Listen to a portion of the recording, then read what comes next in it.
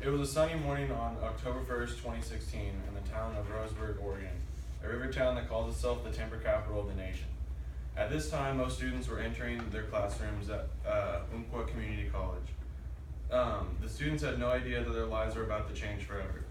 According to Time magazine, a 26-year-old man named Christopher Harper Mercer entered the campus carrying a gun and killed 10 people and injured 9.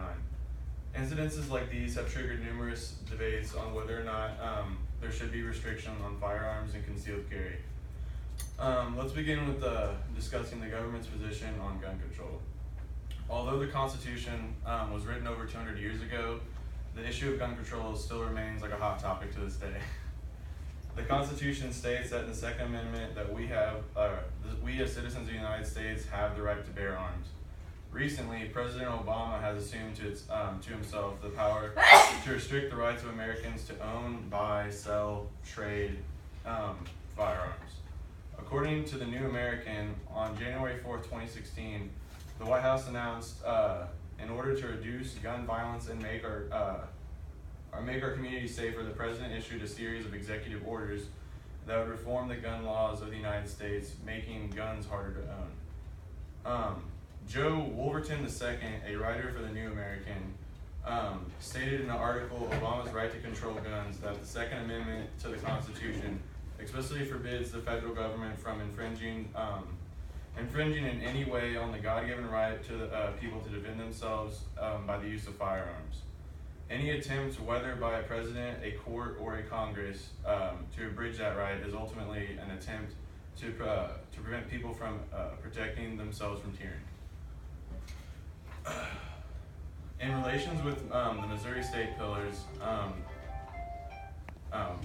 gun control ties into the pillar of community engagement.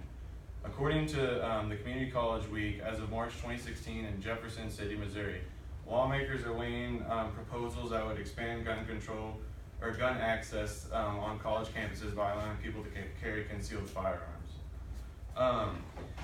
These bills are among several introduced this year by state Republican lawmakers who argue that students should be allowed to carry firearms for self-defense and that armed law-abiding citizens with proper training could save lives during attempted mass shootings.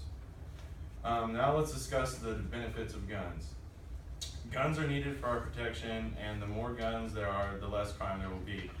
The New American states that France is one of the world's strictest gun control laws and has also recently had several terrorist attacks in the country.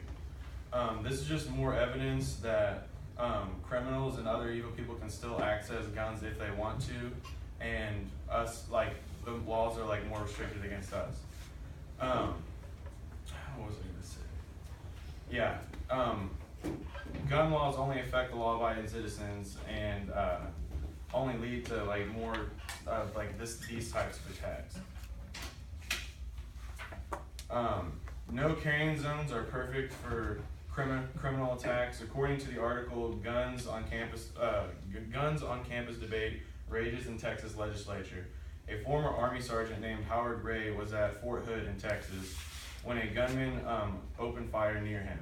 Ray and the shooter, Ray said the shots were fired near his direction, and he could not grab a firearm or whatever because the gun laws on the fort said that he wasn't able to carry.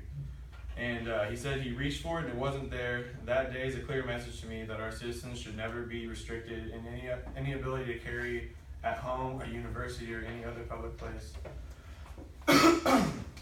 According to the data from the Center for Disease Control and Prevention, they analyzed that gun deaths have been in a general decline from 1993 to 2000. It's been down 31%.